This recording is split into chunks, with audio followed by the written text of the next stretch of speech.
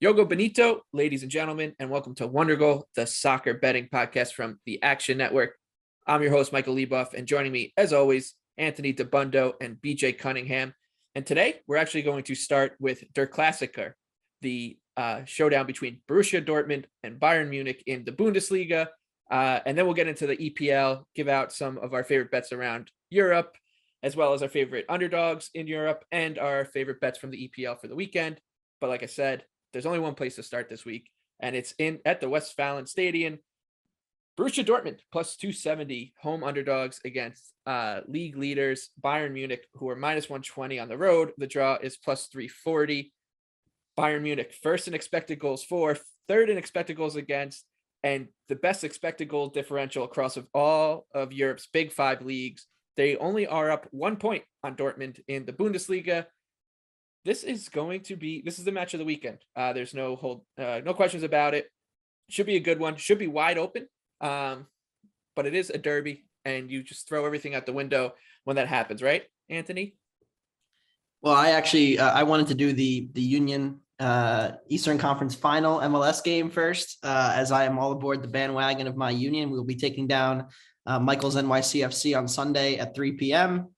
That's going to be a great match, but we are European focused. So in Germany, the other game of the weekend is Bayern and Dortmund. And let's be honest here. The table says that they're only about 1 point apart, but the reality is that they're much, much further apart than that. Dortmund is about 1.5 goals expected worse per game than Bayern. And it's a little sad how much better Bayern is than the rest of the Bundesliga. But the main improvement for Bayern this year has been defensively, where they were middling for large portions of the season, conceding a ton of chances from direct attacks, very vulnerable on the counter. Hansi Flick really didn't figure out how to solve their issues, and it's really what got them knocked out of the Champions League against PSG. Well, it appears they've sorted out at least whatever somewhat issue they had there, in the sense that the defense has been way better this year. They are pretty much first in every metric we look at in terms of field tilt to ball control, to preventing opponents into your own box. They're number one in that, number one in getting into opponents' boxes. These two teams actually did play in the Super Cup early in the season. It was a very open game, but again, Bayern outclassed them, and I'm expecting the same here. BJ shows a little value on Bayern, which means something is wrong, but I also show some value on Bayern too. I've got the minus 121. I like them here. No fans going to be in attendance, which takes some of the sting out of it, but also hurts the home field advantage that Dortmund may or may not have had. That's pretty much gone without the fans. And so I think Bayern rolls here. Don't even hate chasing an alt line, minus 1.5. It's a little square, but I think they're the much better team. And anytime somebody comes close to challenging Bayern for the title, they're usually a bit of a paper tiger. And in this case, Dortmund is. Yeah, it's very rare that you get the opportunity to bet on Bayern Munich on the show, but I'm with you. I think it's Bayern or nothing at this price. I think this number will likely climb up to, but I like them. I don't mind laying minus 135 with them up to that number. I think that this is a nightmare matchup for Dortmund, who have had defensive issues. Don't want to do that against Bayern Munich. BJ, is it 3 for 3 on Bayern here? Yeah, it's 3 for 3. Let's go back to that Super Cup match and really what happened and how Bayern Munich was able to break Dortmund down. So what happened is what Bayern likes to do is to create overloads on either the left or the right. Well, what happened is Gnabry went more central, which allowed Davies to swing in on the left, and he used his pace, and he just shredded Dortmund because Bellingham had to choose who he was going to go to and who he was going to defend. He usually defended Gnabry. Davies used his pace to get by the left back, threw in 2 crosses to Lewandowski. That's how they scored 2 of their goals.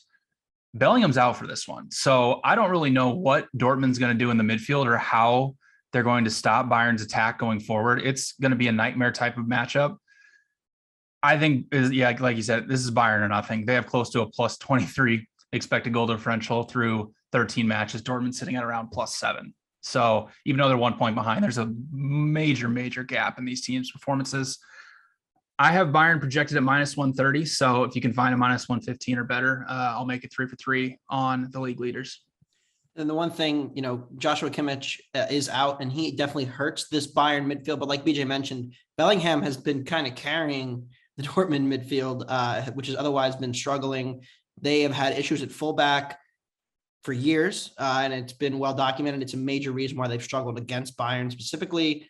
It's just not a good matchup for Dortmund here. I know Marco Rose has had success with Gladbach against Bayern in the past, but this is a very different situation. He doesn't really have the personnel to match up here and really affect Dortmund. Now, Haaland is supposed to be back, obviously helps the attack, and I think they'll score, but I just don't think they'll keep up.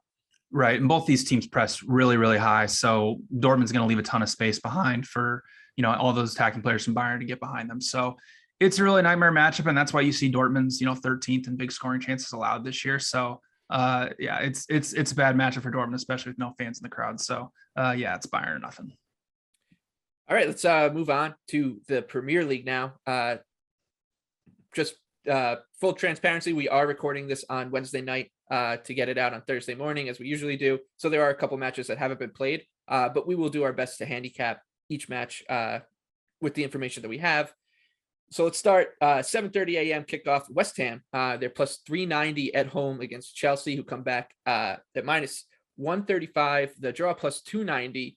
One thing I was interested to see with this price was we saw West Ham play Liverpool at home just about a month ago, a little less than a month ago. West Ham closed around plus 333. I think Liverpool right now are a shade better than Chelsea are. I think they're close, but Liverpool's a little bit better. So the fact that you're getting you're seeing West Ham at 390 compared to 333 maybe tells you this number could come down. But I still like West Ham. I think it's a good number. I still believe in this team. I was on them today. What did they do? They go up 1-0 and then they have a VAR goal ruled out and then give up a 89th minute equalizer to Brighton. Pain, but I'll go back. I can't quit him. I can't quit David Moyes. He's done a really good job against big clubs this season. So I don't think Chelsea's going to be able to just run this team off the pitch. So give me West Ham on the money line. Hopefully it stays up this high, but I would probably bet it as quickly as possible because I don't think it's going to last near 4-1 here. BJ, what do you see in this one? Yeah, I like the total in this one, over 2.5 goals at plus 105. Honestly, it was kind of another concerning performance from West Ham again. They went up in, the second minute off the corner. And then Brighton kind of dominated for large stretches of the first half and most of the second half until they finally got the goal.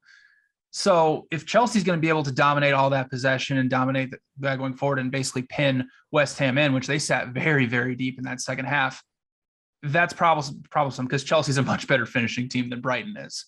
So we've seen it time and time again, and Anthony has been harping on it, I think, like 3 podcasts in a row, but Chelsea is not the type of team that they were last year where they just want to win 1-0. When they're up, they want to get more and more goals. So if they score first in this one, it's going to open the match right up because Chelsea, when they're leading by 1 goal or more, are averaging 2.53 expected goals per 90 minutes. And 8 of their 12 matches when they've scored first has gone over 2.5 goals. So I have 2.71 goals projected for this one. So I like over 2.5 goals at plus 105. Anthony, you have been skeptical, I guess, of West Ham a little bit over the past few weeks, but you're gonna change your tune a little bit here, aren't you? Yeah, it wasn't pain for all of us when that Neil Maupay bicycle kick went in. I know BJ and I had the other side there, so we will take that one. I think it was deserved when you look at the quality of the chances. The VAR was really fluky. There was like a foul, then there was like an offside. It was very strange. It took like 5 minutes, not in the spirit of the game. But the Seagulls are due some fortunate bounces after last year and the first part of this year. So we'll take that one. Now, that being said, I do like West Ham here. Chelsea's performance today, I watched the whole game, felt a little lucky to get over 2 3/4 goals in. They were bad. Watford looked extremely dangerous on the counterattack. Emmanuel Dennis and Ismail Sarr played really well. They actually won the expected goals battle. And really, it was the Chelsea midfield, the engine room of this team that has dominated so many teams over the last month or two, just did not do that at all. And they kind of snuck out a result late. To their credit, those kind of results are going to happen. You're not always going to play your best. But West Ham is a significant step up in quality of counterattacking opponent. And I think West Ham here, we mentioned, we all liked West Ham plus 0.5 when they played Liverpool. I think this is another situation where you're getting a slightly overvalued favorite who's been on an unbelievable winning run and, is playing like a dominant top 3 team. And maybe we don't know how good this top three really is, how much better they really are from the rest of the league. But I'm going to bet that Chelsea of the three is the most vulnerable to these kind of low event games where they're going to have to grind it out. And without N'Golo Kante, who doesn't look like he's going to play, Reece James appears he's going to miss this game, Ben Chilwell, they're getting into some of the reserve guys in their main engine room and ball progression areas out wide and in the middle of the park. I don't think it's going to be too easy for them to break down West Ham on the road. So I'm going to take the Hammers. Come on, you Irons, at home, +0.5, +120. Maybe a little sprinkle on the money line too, but I think they're more likely to take a point here. Yeah, pretty bubbles floating everywhere. One thing that's interesting about Chelsea, Reece James coming into this match week in the midweek was their leading scorer with 5 goals. I know Lukaku's been out and obviously Werner. So, but it's just something to keep an eye on. They played better without Lukaku. Yeah, I know. Month. I mean, the opponents weren't as good, but there's something to be said for that. Yeah, it is interesting. But I would still take him back at Everton. All right, let's move on to one of the teams challenging Chelsea.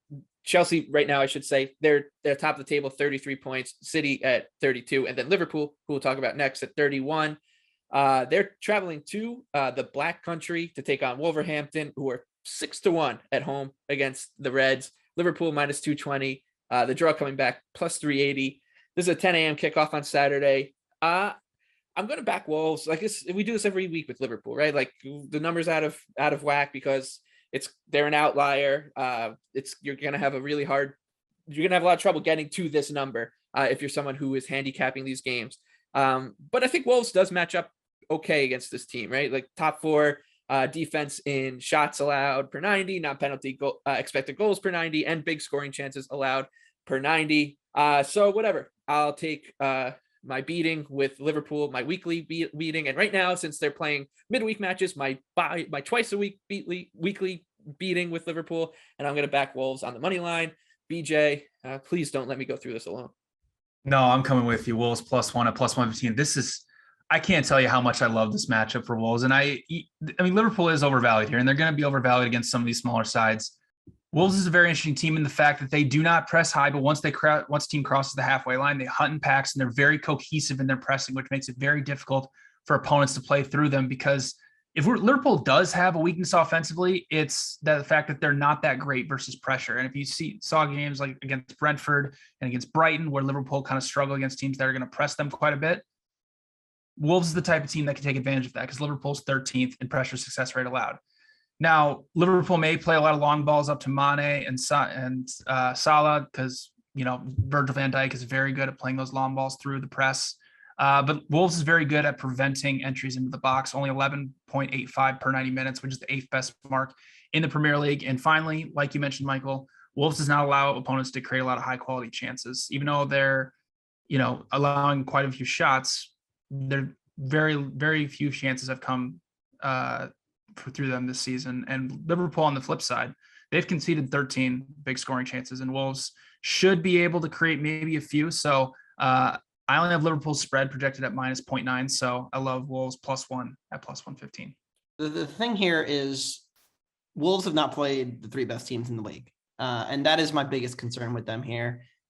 We have been, looking at these Wolves numbers and saying, man, like these defensive numbers are really impressive. Like 4th best against XG, 4th fewest shots, 2nd fewest big scoring chances. But when you haven't played City, and you haven't played Chelsea, and you haven't played Liverpool, okay, maybe you're just inflated on not having playing the 3 juggernauts that everybody else played that we're comparing you against. And that's my biggest concern here. I do not trust this Wolves defense. I understand the matchup issues that they can present on the counter. Liverpool is open. I mean, Everton showed it today. The way they're playing, they're not nearly as defensively solid as they've been in that title winning campaign as they were. They look a lot more like last year's defense, which was conceding high quality chances. I think Wolves have a good shot to get on the board here. I haven't decided if I'm going to pull the trigger on the both teams to score yet, but of the entire board this week, I usually have one. This is the one that sticks out to me as a potential both teams to score. It's -120 right now at DraftKings. I think that's probably where I'll end up if I end up playing this match, because I really think this Wolves defense might crumble once it finally gets tested by an elite opposition. From the Black Country down to the South Coast for a derby between Southampton, who are +145 at home, taking on Brighton +195, the draw +235. this is, I think, a strength on strength matchup and a weakness on weakness matchup, right? Like the Brighton defense taking on a decent Saints offense, and then a Brighton offense that has struggled a little bit this season. They are so deliberate. It takes them 20 passes to break any line. So that offense taking on a Southampton defense that is there for the taking. It's a low total. All the ingredients for me to play a draw. I like the draw. Plus 235, I think, is a good number here because I think this game is going to be a snoozer, and that's the type of match you want to bet a draw in. Anthony, what about you?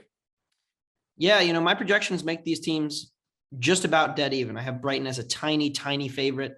And so I'm going to take the draw no bet line at plus 115. I'll be going more into this on the Action Network app, the award-winning Action Network app, and actionnetwork.com. I'll be ready to preview for this game. But pretty much this is just a numbers play here. Southampton had a solid performance against Leicester, but one that did not particularly impress me. The goals came off of set pieces and weren't, when you watch the game back, like they weren't exactly taking advantage of Leicester in areas where I thought they would be able to. I actually almost played Southampton, didn't.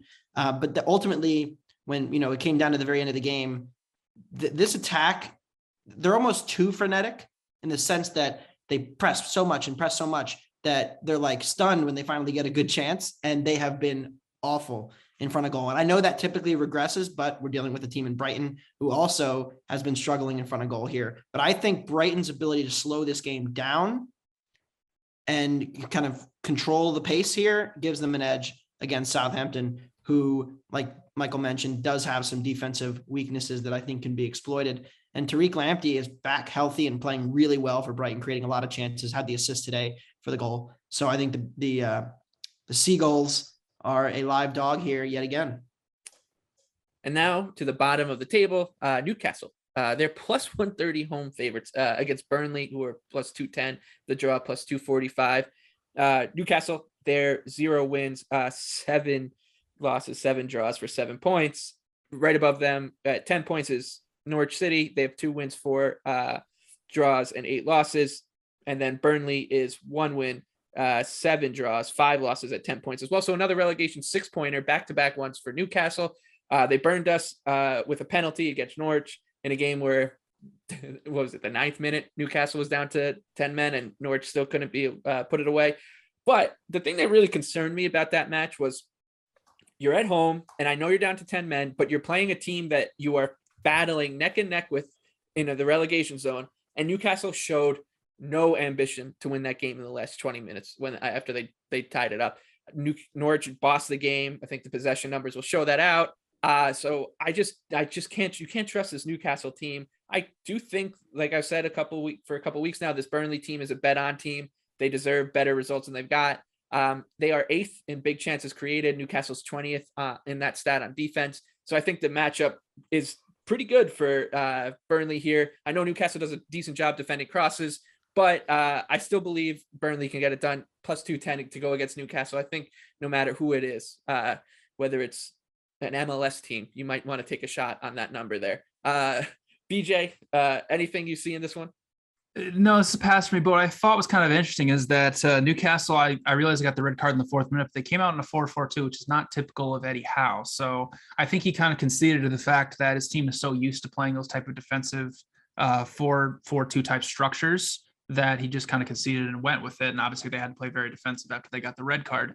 The big thing here is I know Newcastle's not very good at defending crosses, but they're actually pretty good at defending set pieces and corners, which is huge against Burnley. So that gives me a little pause on backing Burnley here. I do have, a little bit of value projected on the over, but at the same time, it's hard to take an over with 2 teams that are going to set up in defensive 4-4-2s and haven't really been doing much creating going forward offensively, even though both their defenses have been pretty bad. So it's a pass for me, potentially maybe looking at the over if we can get a good plus money number. But other than that, I'm staying away. The team right above the relegation zone, Watford, they're 11-1 home underdogs against City, who, like I said earlier, is 1 point off Chelsea at the top. City's minus 425 for this game on the 3-way money line. The draw is plus 550. This is the 12:30 p.m. kickoff on Saturday. How about this for Watford's last 6 matches? Liverpool, Everton, Southampton, Arsenal, Man United, Leicester, Chelsea, and now City. And somehow this team is outside of the relegation zone, even though they were in the relegation zone when they started this run. Claudio Ranieri's done a pretty good job here. And they did give, as Anthony was saying earlier, they gave Chelsea a bit of a fit today before succumbing to a pretty tight loss.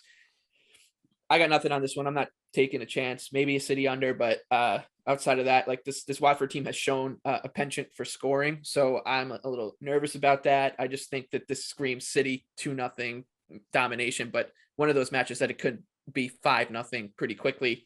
BJ, anything here? I actually do like Manchester City -2 at +120. You know, Watford did have a good performance against Chelsea today. They only allowed 0.9 expected goals. But really what they did is they, from the get-go, they pressed them. And Chelsea looked kind of shocked at the beginning to be like, oh my gosh, why are they playing us up so high? What, you know, they kind of expect these lower sides to kind of sit back and allow them to dictate what's going on. Well, that's not really going to work against Manchester City because they're the number 1 team in the Premier League against pressure. So if Watford's going to be that courageous and play that open in their 4-1-4-1 structure, Manchester City is going to have so much room to operate beyond that first line of 4 of midfielders. And also, if Manchester City scores first, and this one could get out of hand very, very fast, because when Watford goes down 1 goal this year, which has happened quite a bit, they're allowing 2.06 expected goals per 90 minutes. Additionally, Manchester City has absolutely dominated bottom half of the table, 1.75 expected goals for, only 0.56 expected goals allowed per match. So I have City spread projected at around -1.9. So I like the -2 at +120. One other thing, I think Watford is an interesting team. We said this last episode, saying that they're actually more fun to watch than maybe they get credit for under Ranieri, but also they're probably a little bit better than people realize just when you think of Watford and what their expectations were coming into the season. Only a -7 goal differential on the season. And when you consider they lost to Liverpool 5-0, it's pretty impressive.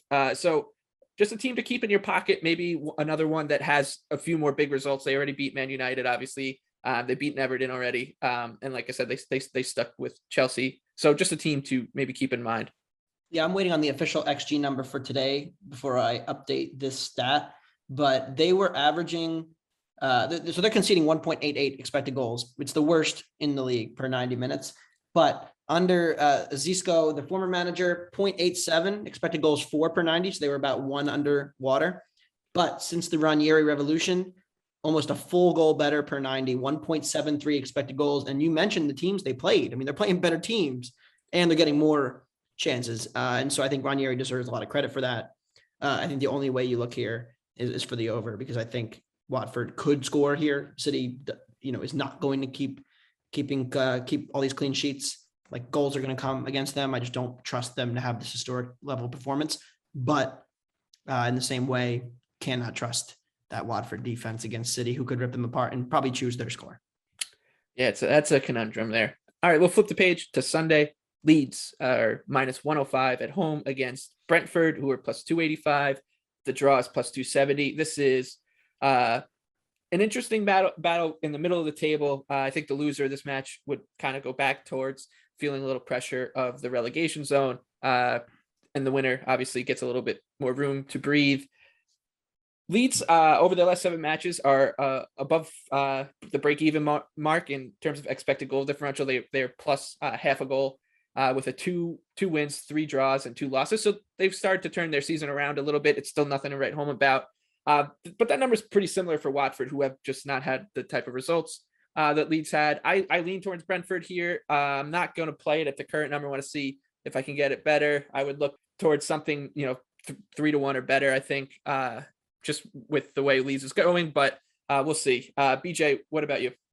Yeah, I'm leaning towards Brentford as well. I think Leeds might just be a tad overvalued here. Obviously, it was a very encouraging performance against Crystal Palace. They held 61% possession and they had a 36% successful pressure rate, which is about 5% above their season average. So it looks like Bielsa's starting to get his team playing like he wants them to now that they're actually starting to get healthy as well. They will have a really good advantage over Brentford in this one because Brentford is 18th against pressure this season. So that's a really nightmare matchup. With that being said, though, Brentford is an incredible counter-pressing team. And we've talked about in the past, Leeds is one of the 3 worst teams in the Premier League against pressure. So even though they'll be able to win the ball against Brentford in the middle of the park, well, they might just give it right back to them and then give up, some potentially big scoring chances, which Brentford is very capable of creating. So I'm waiting on a better number here. I like Brentford plus half a goal, but I need even money or better to bet it.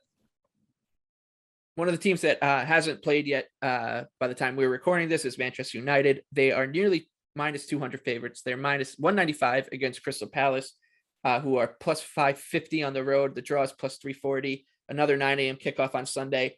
Palace has hit a little bit of a rut. It's very depressing for me, but I'm still going to be backing this team. I think they have the 4th best expected goal differential since October 16th, which they've been a little bit unlucky in terms of their results, including the loss to Villa was a little unlucky. Yeah, they did get outplayed by Leeds, but the one goal that they did concede was a penalty in the 93rd minute. So I do think that this Palace team will pay off over the long term. And also don't trust this Manchester United team as far as I can throw them. And I know that the winds of change are coming. Ralph Ragnick's waiting for his working papers to come through. He's going to sort everything out. He's going to magically fix this defense. I don't buy it yet. So I'll take a shot on Palace, a small bet on the money line. BJ, come join me on the Eagles.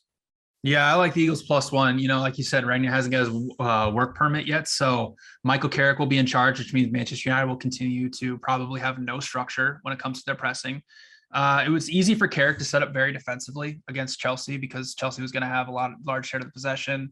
Manchester United has been struggling defensively. So he said, you know what, let's just set up like we have against bigger sides, like Ole Gunnar Solskjaer has done in years past against bigger sides. And let's just try to hit him on the counter. And it worked. They drew 1-1, which was a good result for them. But are they really going to do that against Crystal Palace, who honestly plays that exact same style where they love to sit deep and then hit other teams on the counter? So I don't really see how Manchester United can just sit deep against a team like Crystal Palace.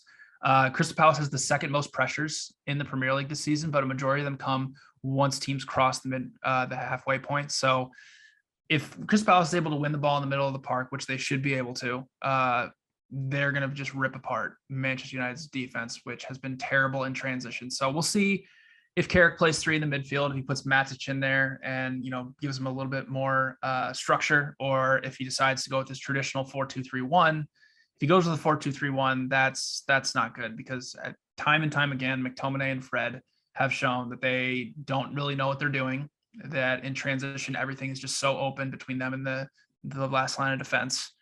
Manchester United is allowing 1.8 expected goals, so it shows in the numbers. So I love Crystal Palace plus 1 at minus 115.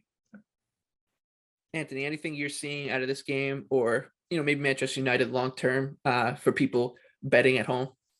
Yeah, I would bank on a lot of defensive improvement immediately. And Rangnick is notorious for his pressing, but more so his defensive pressing in the sense that he, similar to Ralph Hasenhüttl in some ways, and has set up a system that makes you effective at preventing opponents from playing through you. And they're very good.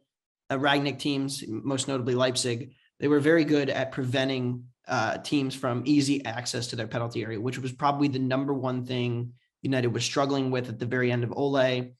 Does it mean that there's going to be personnel issues still that exist? Yes, but you can already see with, Fred and McTominay, are they great passing midfielders? No, but can they be good defensive midfielders who are asked to run around a lot? I think they can be. So I'm banking on some improvement here defensively from United. As far as this game specifically goes, I'm going to pass for now. I want to see how they look against Arsenal. Again, we're recording this prior to that game, so I'm going to be very interested to see, similar to what BJ said, in the sense that, okay, United showed they can defend in a low block and concede a bunch of chances and kind of get let off the hook a little bit, but can they now go be the one asked to have the ball and break down a team under Carrick? I think that remains to be seen. Jadon Sancho being in the team makes them better. So that's encouraging. And so I'm kind of in a wait and see mode on United, but I'm going to be probably playing some begrudging United unders in the future, because I am banking on some defensive regression, because they're not talent-wise the 14th best defense, even if Varane is out, even if, they're shorthanded a little bit. Also, I'd expect to see some Dean Henderson once Ragnick gets in there. I think De Gea's days may be numbered, which I think could be an upgrade too. We'll move on to another new manager. This guy's been there for almost a month now. That's Antonio Conte. He's been at Spurs, who are minus 265 home favorites against Norwich City, 7-1 on the road. The draw is plus 425. This is another 9 a.m. kickoff on Sunday.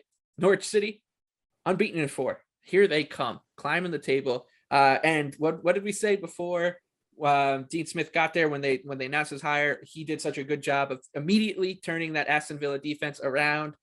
He seems to just have a way to get into a club, completely organize them, and make them tough to break down. That's what he's done here. They've, in his 4 matches in charge, under an expected goal, 0.86 expected goals allowed per 90, and that is including the penalty that they gave up against Newcastle. Pretty impressive. That puts me on I think the under here is interesting. Under 2.5 is plus money, plus 125, and we know that the Spurs team is really struggling to just be a cohesive offensive unit. It'll take Conte some time. It's he's said as much, basically, that maybe this season might be too soon to even expect it. So I'm going to look towards the under here. I was looking at the draw, but I do think that Spurs has the opportunity here to maybe win, 1-0 or 2-0 just on their talent. Anthony, what do you want to say about your Tottenham Hotspur this week? Well, I've now had 2 listeners who have said, why does BJ Cunningham hate Tottenham so much? What have they ever done to him?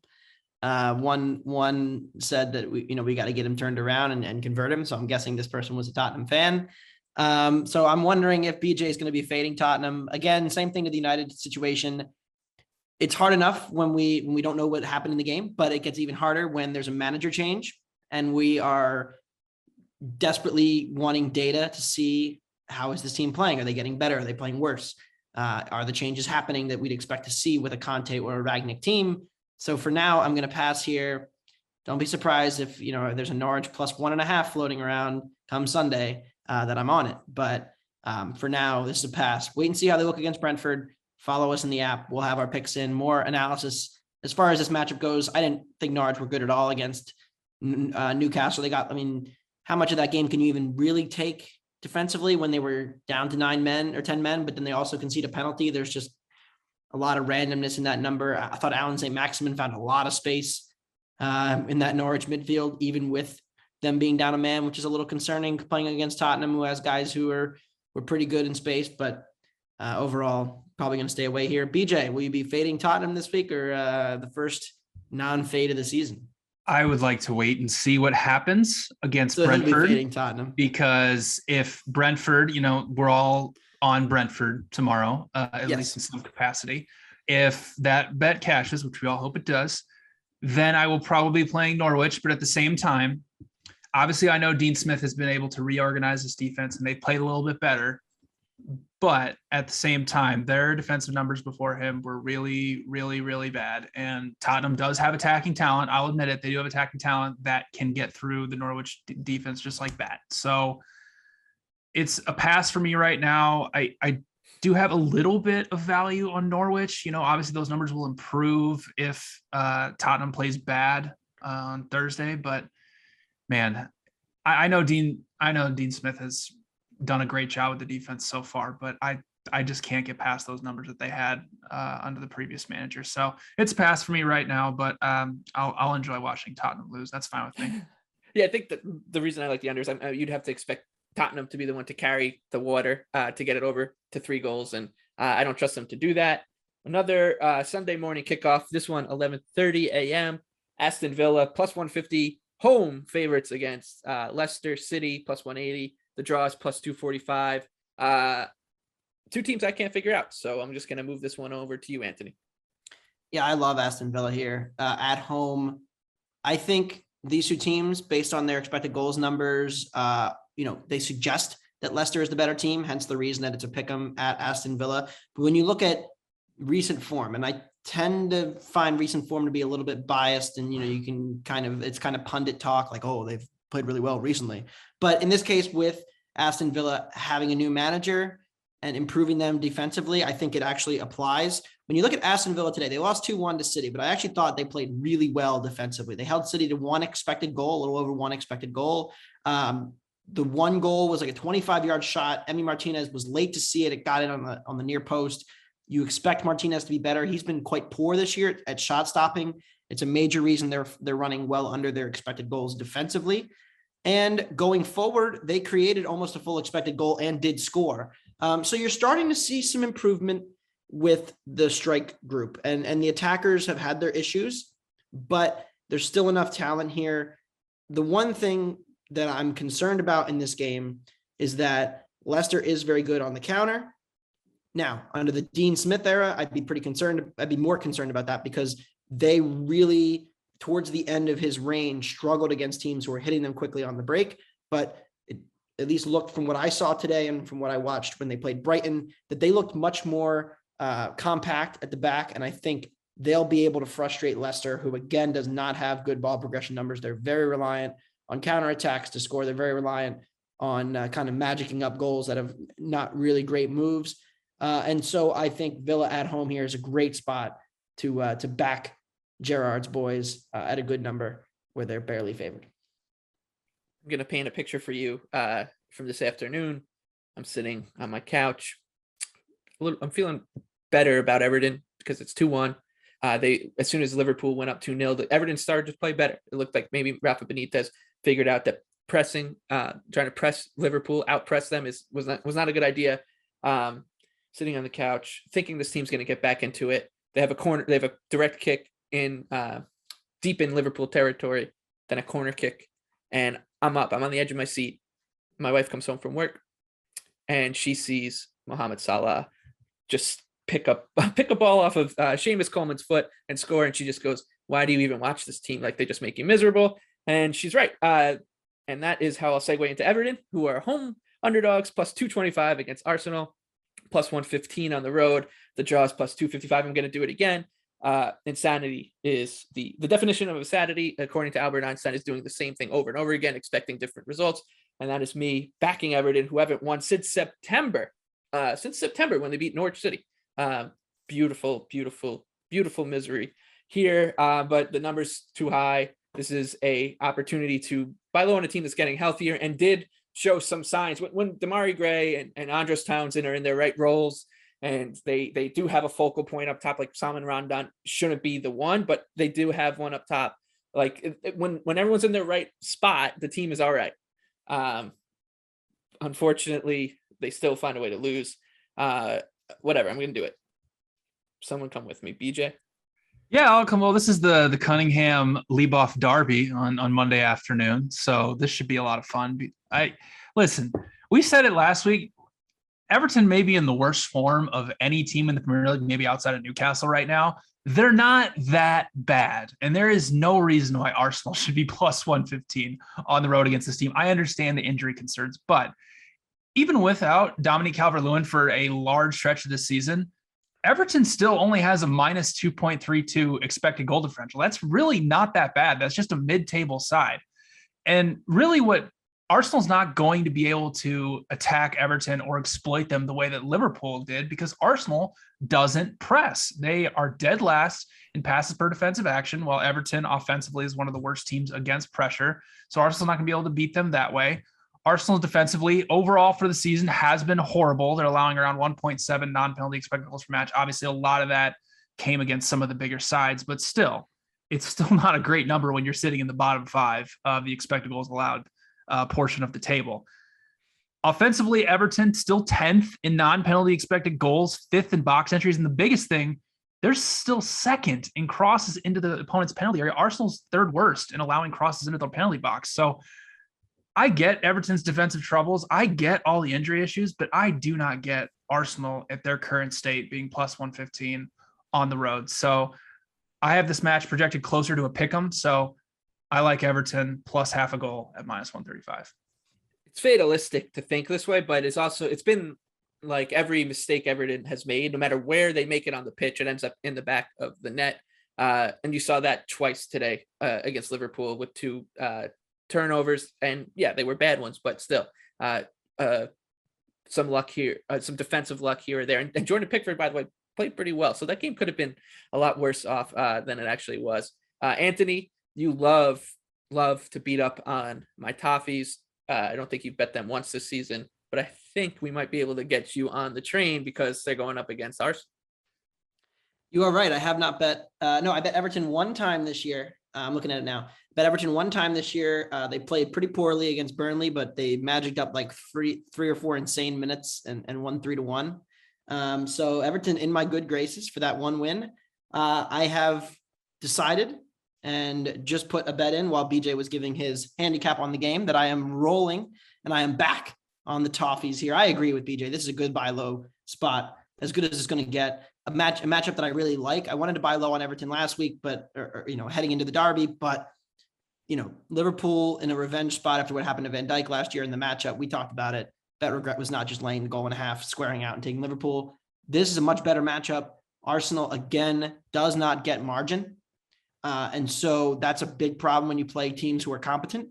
And I think this has draw written all over it. This has 1-1 written all over it.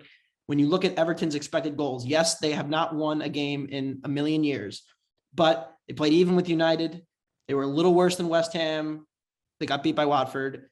They were a little worse than Wolves overall, even with Tottenham, and then even with Brentford. They've played okay, like BJ mentioned. And so I think when you look here, you're not going to find a better buy low spot than this game at home against Arsenal. And I'm going to be on the Toffees too. So we'll all... If they lose, Michael, I might banish them forever. Someone's going to be disappointed. It's a great. Or it could be a fun derby. We're both going to want to hate. We're both going to want to just. We're both just going to want to be somewhere else than watching this match. Yeah, under the Goodison lights on Monday evening. I don't know if anyone's going to be there because the crowd does not. No Everton fans want to go to the matches right now and watch this team managed by a former Liverpool Champions League winner. All right. On that positive note, we will move on to Germany and the Bundesliga, our favorite bets there. And mine's favorite team over there right now is Mainz, and that's where I'm going. Plus 160 at home against Wolfsburg. This is a 9:30 a.m. kickoff on Saturday. I actually like the draw here. Like Mainz, Wolfsburg, two very stoic defensive teams near the top of Bundesliga in terms of defensive metrics. A Bundesliga draw is a little bit insane, but I think it's pretty good value here, better than plus 230. So that's my favorite bet in Germany, a draw of all things. Anthony, what about you? Yeah, I'm back on the Marsh boys and RB Leipzig. They play Friday afternoon against Union Berlin. This is just a classic Leipzig. Everybody's down on them again. They had a terrible performance against Leverkusen, but there was a few ways in which Leverkusen is kind of well suited to take advantage of the frailties of Leipzig, in the sense that Leverkusen is very good at exploiting teams on the wings. Leverkusen is very good at playing that high frenetic pace kind of game. And they're very good at hitting balls over the top and then using their pace to get in behind. Well, they did all that against Leipzig. But what does Union do? None of that. They're a very industrious defensive first side who is vastly overperforming. They're a little bit of a luck box, as we say. Their expected goals numbers are in the red. They have more chances allowed than created this season. Yet they find themselves with 5 wins and 3 losses, and they sit 6th in the Bundesliga, whereas Leipzig is actually below them in 8th, despite significantly better metrics across the board. This is a situation where Leipzig should dominate the game, should dominate the possession, should dominate the chances, and should get a win.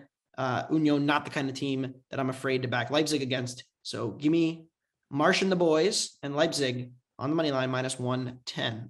I like it up to 120. BJ, what about you? Oh, man. I like Gruther Fürth plus 2 against Leverkusen. Man, this Gruther Fürth team is going to break my heart repeatedly this season, because this is Germany's biggest overperformer versus their biggest underperformer. Leverkusen this season has a plus 10 actual goal differential, but their expected goal differential is around even. Gruther Fürth is in dead last, and they have a negative 28 actual goal differential, but their expected goal differential is only around minus 13. So they're bad. They're just not as bad as it seems, like one of the worst teams in all of, the 5 leagues in Europe. And Leverkusen, we've talked about it. Offensively, they're so overrated. It's not even funny. They're 13th in shots per 90, 16th in big scoring chances, and 17th in crosses completed in the 18-yard box. But somehow they're in 3rd place, and they've scored 28 goals this season. The main reason for that is because teams like Leverkusen, this kind of applies to Real Madrid too, is that a lot of their chances don't really come inside the 6-yard box. It's all kind of around that. So based on expected goals, your chances of scoring are obviously a lot higher when you're inside the 6-yard box. Leverkusen has the fewest shots inside the 6-yard box of anybody in the Bundesliga this season, which is kind of crazy to think about. They're tied with your boy Patrick Schick. Yeah, they're tied with Arminia Bielefeld with 7 total shots in the 6-yard box. And I mean, listen, I can't find a lot of positives with Gruther other than they're just, they're not as bad as it seems. They have lost 11 straight matches, but they're going to improve based on what their metrics are showing us. They obviously a couple of weeks ago, they just gave up 6 goals to Hoffenheim. So it's hard to sit here and say anything good about them. But, a couple of weeks ago, they lost very in painful fashion to Frankfurt. So this is a numbers play. It's too high. There's no other way to describe it other than it's just too high. So I like Gruther Firth +2 at -120. I think I'm going to join you on that money line. Gruther Firth. Yeah, that was going to be. I told Anthony that should have been his money line play. I did not make it my money. That sounds like just a vat of pain there. Oh my gosh! So I've actually I just ran through it. I've bet them 5 times this year. 3 of those 5, the losing goal came in stoppage time. So they're +1 against Wolfsburg, concede a stoppage time penalty, lose 2-0, 2-1 down to Cologne, +1.25, concede a stoppage time counter, lose 3-1. Frankfurt score in stoppage time to cash the +0.5, and then concede 30 seconds later to lose the +0.5. Just pain all over with this team. But I will be joining BJ on the +2. Yeah, sounds like our kind of team. Yeah, They have 1 point. And look, Greuther Fürth is horrible. They're getting relegated. They have 1 point. They have 1 point. And I bet them that game too. And they completely dominated. Well, yeah, they were up a man on Bielefeld. I believe. They for like the whole 45. They Bielefeld. dominated it and somehow ended 1-1. And that was like the second match of the season where we're like, hey, maybe this team's not that bad, and then they go on and lose 11 straight. So. Yeah. All right. I think that's enough Gruther Firth talk for this week. We'll get to them again, I'm sure, on Monday's they're hosting Union Berlin next week. So yeah, we'll get to them. We'll get to them again, I'm sure. This is a team that you will be hearing a lot about over the course of the next few months. Let's move to Seria A. BJ, what's your favorite bet in Italy this week? Bologna, draw no bet, -110 against Fiorentina, the team that's on my list. This line should not be a pick 'em. Bologna should be favored.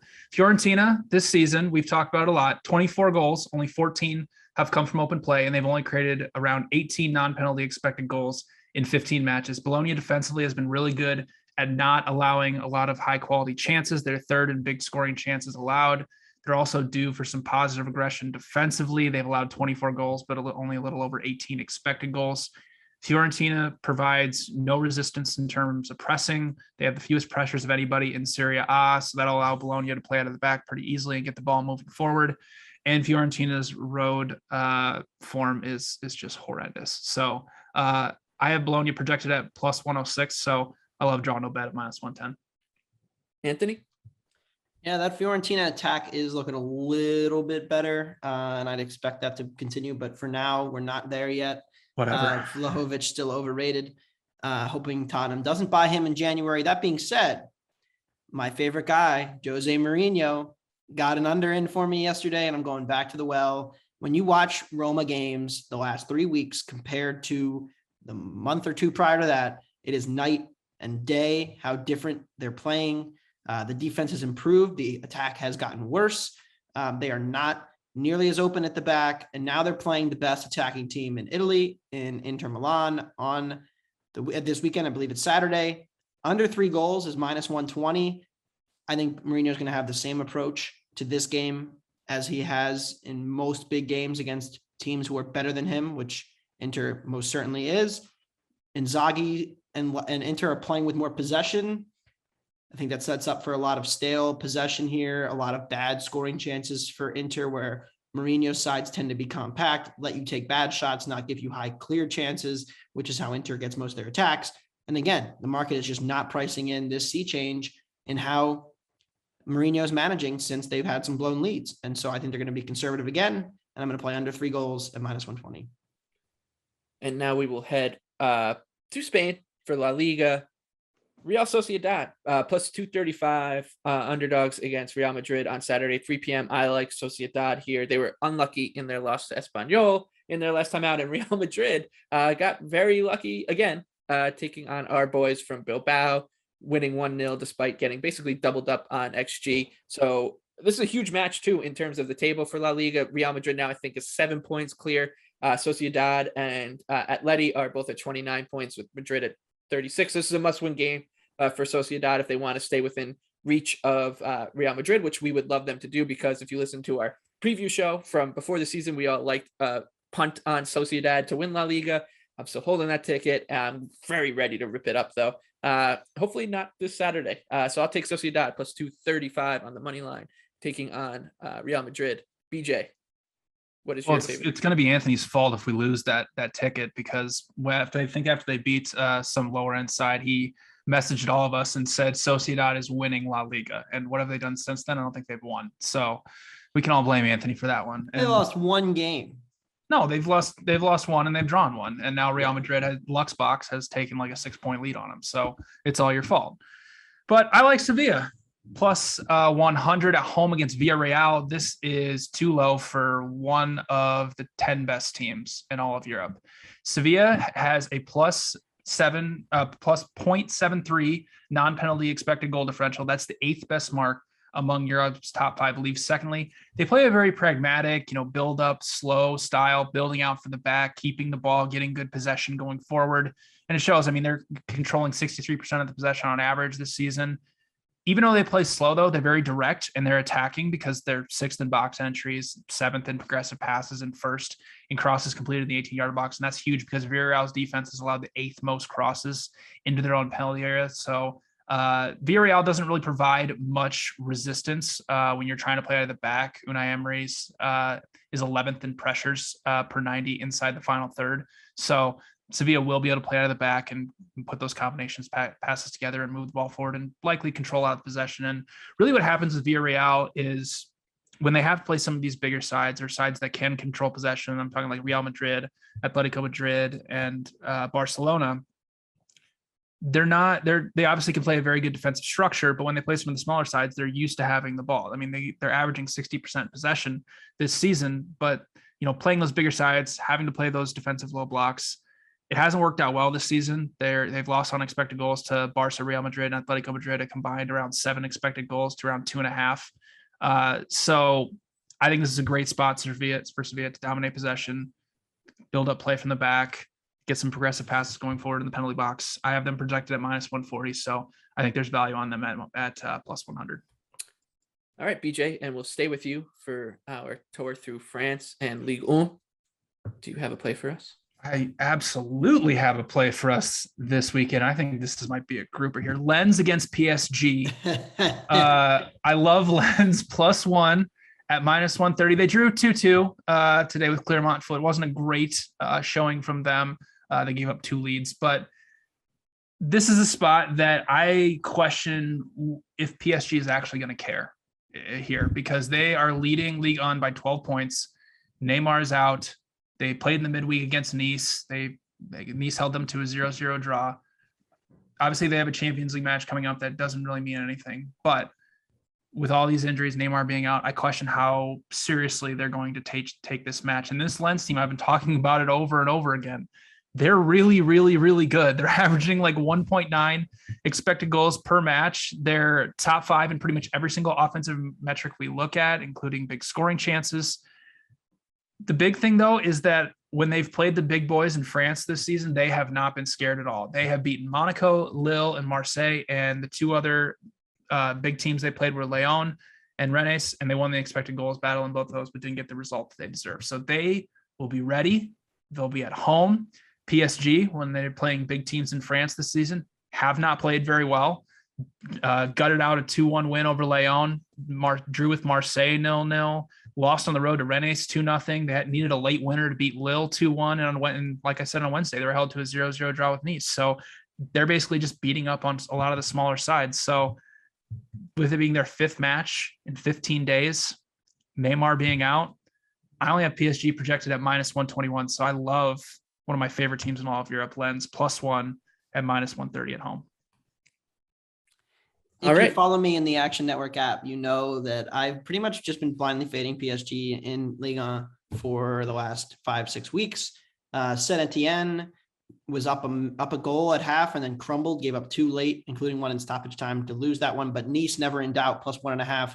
We fade him again. It's very similar to the PSG road spot where they had to go to Marseille a few weeks back, plus 1, came out flat, got a red card, never looked like scoring, never did score. And the game ended 0-0. I think this is going to be a similar spot here.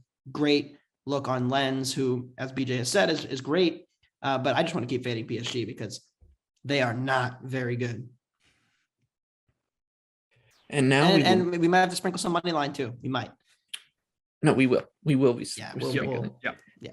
All right, let's move on to our underdogs, our favorite underdogs of the week. Once again, I will tell you to bet these lightly, if at all, because they are underdogs for a reason. So tread carefully. I'm going to do it. I originally was not going to go here, but I'm going to because I am a masochist. So I'm going to take Everton plus 225 on taking on Arsenal Monday afternoon, Monday Night Football. Like we've said, this is just the line is just inflated on Arsenal. Anthony said it. It's a great buy low spot on Everton. So I'm going to do that to kick off our parlay. BJ, who's your favorite underdog this week? I like Venezia plus 255 at home against Verona. This Verona team has really just been outperforming offensively. They've scored 28 goals, but have only created around 21 expected goals. And a lot of that's due to Diego Simeone's kid, Giovanni, has 9 goals off of around 4 expected goals this season. So I honestly, that's just going to regress. He's not that level of striker yet. He might be, but who knows? There's not a lot of positives with Venezia right now. There just isn't. They're dead last offensively and non-penalty expected goals, 17th defensively in expected goals as well. But they are 8th in big scoring chances allowed, and they do press quite a bit. And Verona is susceptible to getting beat against pressure because they're 15th in offensive passes per defensive action. So this is a spot where I really don't think Verona should be a decent favorite against one of the bottom 5 sides. So I like Venezia plus 255. Anthony, wrap us up here. Gian Piero Gasparini has done it again, ladies and gentlemen. I wrote early in the year, about 6-7 matches in, I was like, okay, what's wrong with Atalanta? Not creating chances. They are looking very sluggish. They're not pressing as much. All of their numbers were very concerning. Well, let's fast forward.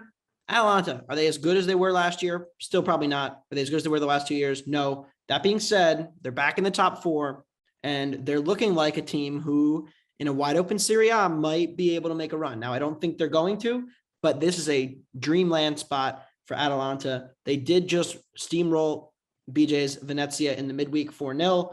They're getting Napoli here without their best striker in Osimhen, who is out for the foreseeable future. Napoli looked pretty sluggish in attack against Sassuolo. They blew the lead late, almost lost it in stoppage time. VAR overturned the game-winning goal for Sassuolo, but only 1.2 expected goals against Lazio in what was a pretty routine victory, but then only 0.9 today. Defensive regression is coming for Napoli. As much as I like Spalletti and like Napoli, they're not going to continue to keep out goals at this rate. Atalanta at plus 210 is worth a look here on the road. They just beat Juventus as well. So they've proven that they can hang with these teams. I think Napoli has more of the ball here, but I think Atalanta will score. And at that point, they're a live underdog plus 210 with Napoli not quite getting as much out of their attack without Big Vic leading the line. And that brings us to the last portion of our program, our favorite EPL bets for the weekend. I think I've basically bet against Newcastle every chance I could this season. I'm going to do it again. Burnley plus 210 on the road. I just think they're a couple tiers above this Newcastle team, who I really question their commitment, given what's going on at the club and the fact that the January transfer window is looming. So a lot of these players, honestly, Newcastle, to stay in the Premier League, is going to have to completely overhaul their squad. So I just think that there's too much weird stuff here. Worst defensive team at preventing big scoring chances. Burnley is pretty good at creating them. So give me the Clarets at plus 210 on the road at St. James Park. BJ, what's your favorite Premier League bet this week? I like Everton plus half a goal at minus 135. Listen, I know Everton has a ton of injury issues. I know they just got thrashed by Liverpool, but this team is not that bad. Even without Dominic Calvert-Lewin and a lot of their other key guys injured, they only have a minus 2.32 expected goal differential. That's around the middle of the table. So there is no reason why Arsenal should be plus 115 on the road if they can't exploit Everton the way that Liverpool can, because Arsenal doesn't press at all. And that's how you beat Everton. Everton offensively hasn't been that great without Dominique Calvert-Lewin, but they are second in the Premier League in crosses completed into the 18-yard box. Arsenal has allowed the third most crosses into their own 18-yard box. So I do think Everton will be able to create a few chances. I have this match projected around a pick 'em, so I like Everton plus half a goal at minus 135. And Anthony, who was your favorite Premier League bet this week? Aston Villa draw no bet minus 110 at home.